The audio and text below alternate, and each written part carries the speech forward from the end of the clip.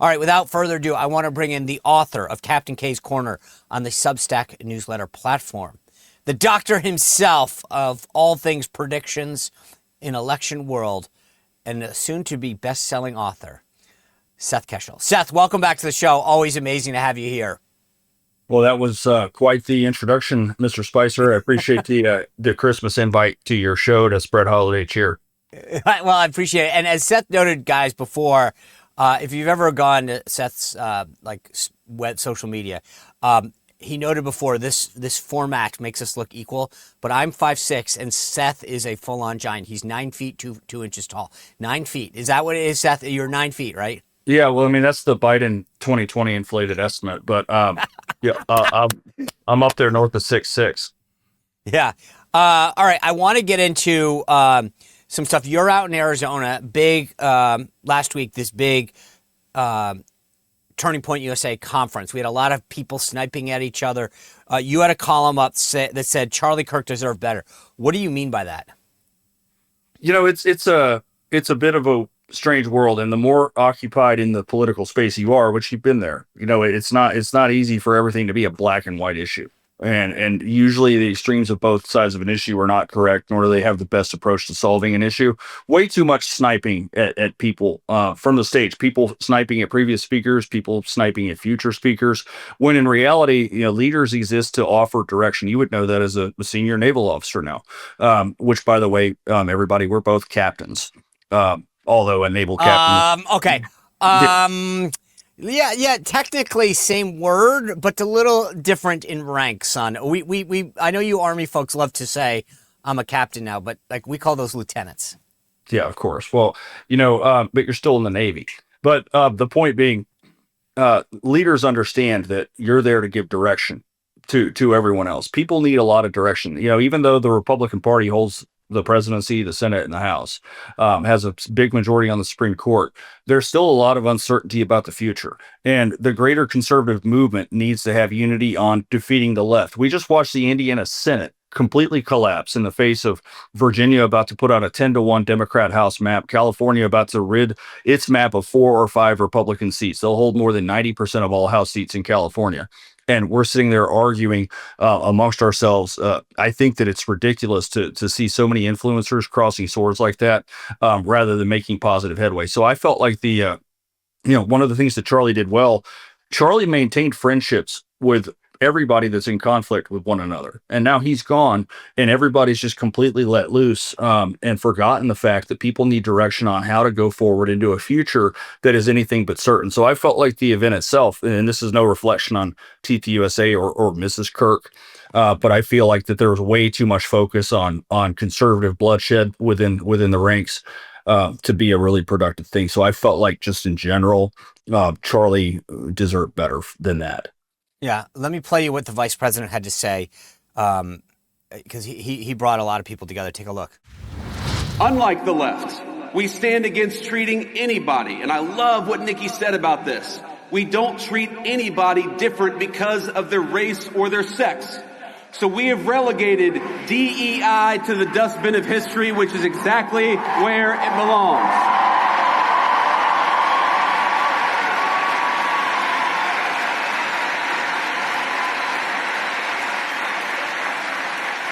In the United States of America, you don't have to apologize for being white anymore.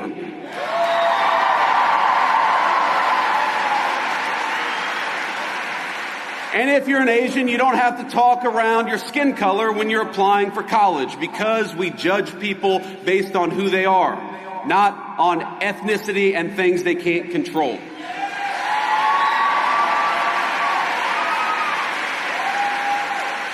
We don't persecute you for being male, for being straight, for being gay, for being anything. The only thing that we demand is that you be a great American patriot, and if you're that, you're very much on our team. So you contrast that, Seth, the vice president up there. This is what we're for. This is what unites us. And then you had some sniping. I get it, but I also, to your point, Seth, when Charlie was around and people would say, well, I'm not with you on this issue, Charlie would almost welcome it. He'd say, great, go out and say that. Like, I do think that there's some element of, like, let's show people we're not monolithic. We've got different voices. But is your concern more that they're I guess the difference is I don't mind fights over policy. I just don't like the personal sniping. Yeah, I think that just the way that social media has developed, take X for example, I think that it offers itself a me platform. Now, me personally, I still have the roots of an Army intelligence officer. I'd rather be correct. I'd rather be accurate and laser precise than I would be first on a topic and then have to retract everything later. I think that a lot of people have this platform where they're going to be there standing regardless at the end of the day. They'll shift positions as necessary, losing sight of the fact that we have to impact the center of the electorate. Charlie Kirk did that. A lot of people didn't think Charlie was radical enough. We talked about him. Remember, we filmed a show the day after Charlie died. We already had it scheduled. We shifted gears, but Charlie spoke to that 15% of the electorate that's neither ideologically Republican, ideologically Democrat, and moved them incrementally towards the center right, towards constitutionalism, towards the Republican Party, however you want to shake that. And that's enough to move an electorate from 50 to 47 favoring the left to 53 to 47 favoring the right. And long-term approach to success rather than this short-term panic. What if we lose the midterms? What if all this drama, rather than having a long overarching goal for success? And if we lose sight of the long-term goal for success, we really are laboring in vain. And I bake that into my analysis of 2026, 2028, 2030, 2032 elections. But it's clear that if we don't overhaul the Republican brand, the reality is we have a two-party political system, and in the right and in the left, both parties, you have 8 or 10 different ideologies that are stuffed into one of two parties. This is why nobody's ever happy. This is why people are always arguing over what direction the party has to take. Or, you can even look where you live there in Northern Virginia. You have a much different brand of what people want out of the Republican Party than you do in Pittsburgh, Pennsylvania. So how to unify that towards the best approach to accomplishing what I would consider 4 main political objectives. There's really only 4 things I think that matter for national survival. We can get into them if you want, but if we get anything away from that, we're just treading water, waiting to get wiped out by the next blue wave, and that will undo everything that we have. Can you just name, what are those 4 things? We have to have control over our borders, which we have right now, but unless we make sure that's permanent, and we get 8 or 12 years of Republican presidency, that could change. But that would also include control over immigration, that we bring in immigrants that favor the American vision. All right. And then we have to have control over trade. We don't need to be giving our jobs away. That's Trump economics 101. Then we need to exercise control over our military and stop functioning as the world's police, which the president understands. And then we have to very aggressively pursue anti-corruption. And I'm talking about the corruption of our electoral process, going after insider traders, going after people that are corrupting the political process through lobbying, or what we wanted to talk about today, state level scandals like what's going on in Minnesota. So unless we aggressively pursue those 4 pillars, we can have a socially conservative country where people use the right bathrooms, but we won't be a whole lot different than Venezuela, which is a socially conservative country with massive rampant corruption. All right, guys, right now, Beam is giving my listeners the ultimate Patriot discount, 40% off. If you've been wondering how I sleep so well at night, Beam's Dream Powder is the answer. Go to shopbeam.com, use code SPICER at checkout, shopbeam.com/SPICER, all natural ingredients, reishi, melatonin, L-theanine, magnesium. You're going to love it. Amazing flavor. Shopbeam.com/SPICER, use code SPICER. All right, let me dovetail then off that, because there's 2 that jump out to me when you say this, and I'll have you take them in order. I think the Minnesota scandal is unbelievable. Like these billions, and it's now plural, billions of dollars scammed by the Somali community for COVID funds. And then secondly, I would put in the same bucket the Georgia Fulton County scandal, which I still don't get I can't get my head wrapped around this, and I'm hoping you can. Like, how do these guys not validate ballots and there's not massive outrage? Both of those things I think are like, on, for different reasons, massively underreported, major concerns, but yet it was kind of like a big yawn. Well, the scandal in Minnesota now, some people think it's $8 billion worth of funds. And ironically, I wrote an article about this, and a lot of the same measures that were used to perpetrate that fraud are the same ones that you have in modern elections, which are quasi-elections. Like most of our states have quasi-elections, in which it's no longer about vote getting, it's about ballot gathering. So in Minnesota, these mostly Somalis, about 90% of the fraud cases, I think, are tied to the Somali community, which they think is 80,000 in population. That'll change a lot in the next 20, 30 years. But you have people allocating funds to addresses or businesses or establishments that don't exist, for children that don't exist, for adults that are fictitious. It's fake. And this is the same thing with the automatic voter registration and the mail-in ballot scams. There's tons of ballots going out, but not every recipient of a ballot is an authentic recipient, but they do pile up as non-deliverable ballots and are absolutely gathered up, put into drop boxes. So those are one and the same. And in Georgia, you can see the same issues. There's no accountability in these urban areas like Fulton County. When you have nothing but hardcore Democrats, and even in the justice system, you can look at Fani Willis, what they put Trump through and his associates in the last several years. There's no accountability to keep these people on the straight and narrow. You can extend that out to politics, where if nobody's at risk of losing an election or a primary, then there's really no reason to stay on the straight and narrow, because nobody's going to punish you by pushing you out of office. So when you have that going on in these major urban areas, or in Minnesota, where it's one party rule. In my book, The American War on Election Corruption, which you contributed an accolade to, I talk about Minnesota in the 2020 election. It was definitely on pace to be a battleground state until they changed all the rules for COVID, which they entrenched into law in 2023, where the Democrat trifecta and the Attorney General of the state, Keith Ellison, late in the afternoon of November 3rd, 2020, said that they don't have the votes they need to win Minnesota, the bluest of all blue states, all the way back to 1976. And they didn't have the votes they needed to beat Donald Trump and Jason Lewis at the top of the ticket in Minnesota. And then all of a sudden, Trump lost Minnesota almost as bad as Mitt Romney did in 2020. That is the ballot gathering fraud game on steroids. You have a column that came out that says, "I told you so" on Georgia. What do we need to, I mean, Georgia is still a battleground state. What do we need to know about how they're counting ballots and the reforms that Secretary of State Brad Raffensperger has put in place and how they're going to impact things? Well, so Georgia is the only state that Trump won in 2024 that organically, if there was no such thing as the corruption of elections, it's the only state that I'm concerned about for the next 10 or 12 years. I see Georgia is going to become a blue state at this rate, unless there's a massive inroads built with the black community, because you've got in the South, the typical Southern vote, the Deep South, you have a very conservative rural white vote. So Trump carries most of these rural white counties, 85-90% of the vote. Then you have some of the rural black counties, which had low turnout in 24. But then you have the Atlanta metro, which is sprawling. And with that sprawl, it's not just a bigger urban community, but it's a less conservative white community, where you used to have the suburban Republican coalition of Cobb and Gwinnett County. Now they're light blue counties, or, worth a lot of votes. So the rural areas are not really growing in population. Georgia doesn't have a large Latino population like you have in North Carolina, which is why I feel better about North Carolina than Georgia. So short of the black male vote having a massive internal overhaul where you start splitting the black male vote, it's going to be very hard to hold that state, unless the GOP gets very aggressive going back after these suburban counties. So, but either way, Georgia's 2020 election, the big reports from last week were Fulton County's admission that over 300,000 early ballots were accepted without proper signatures, without proper acceptance protocols. Now, that doesn't mean that all 315,000 of those ballots were fake. I don't think they were.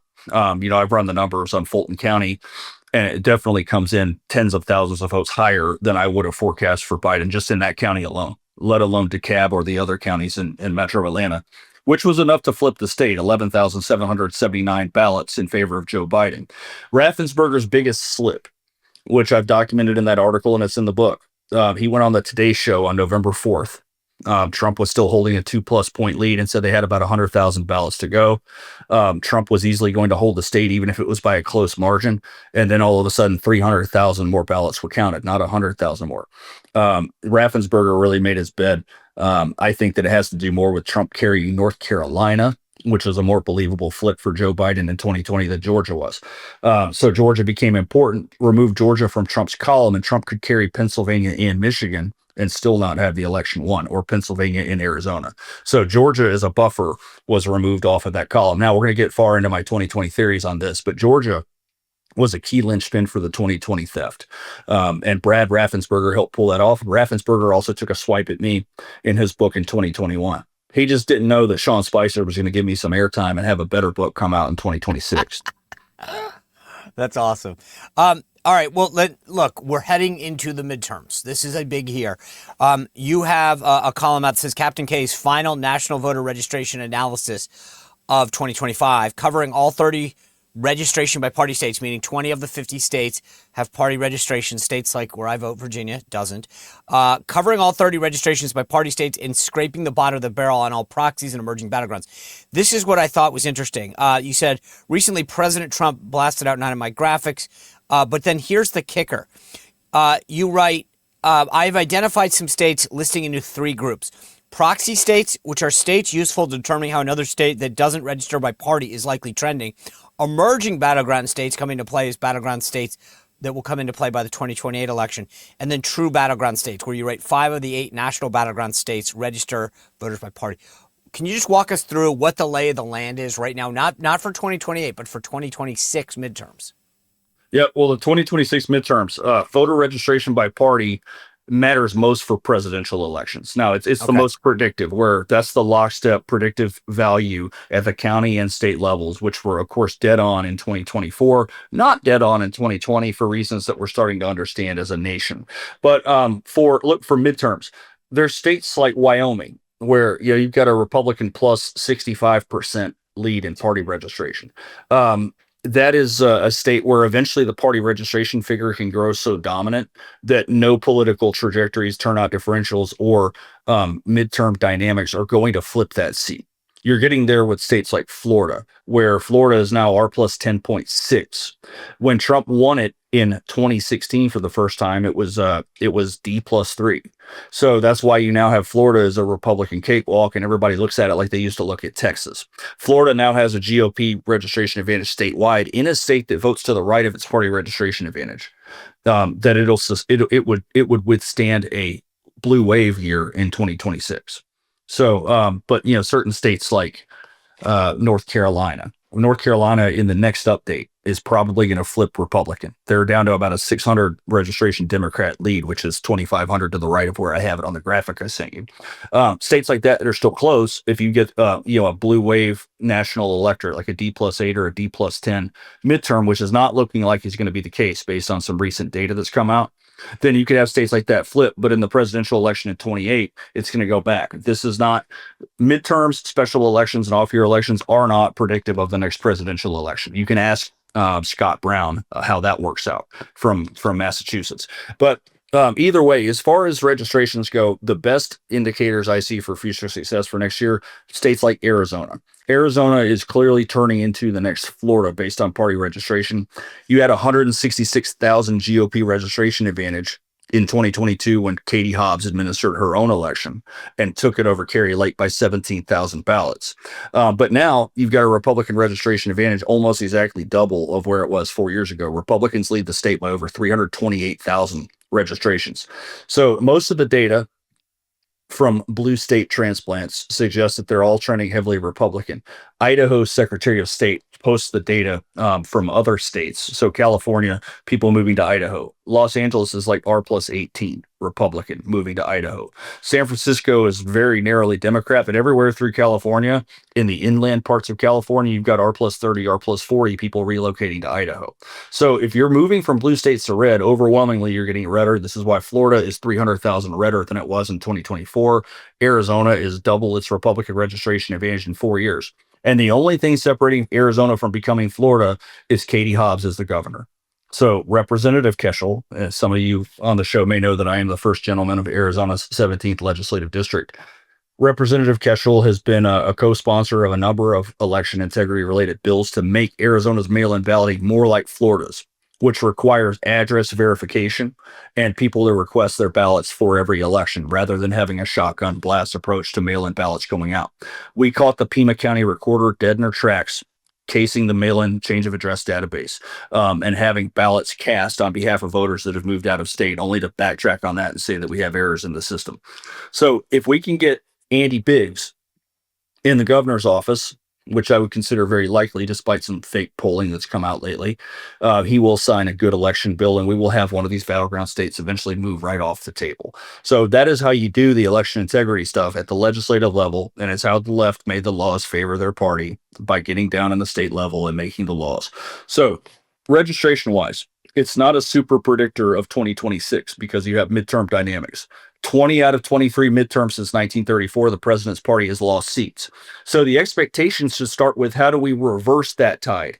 Because the general stats are the GOP should be losing seats in a 2026 midterm, and we only have 2 that we can give away and still hold the majority.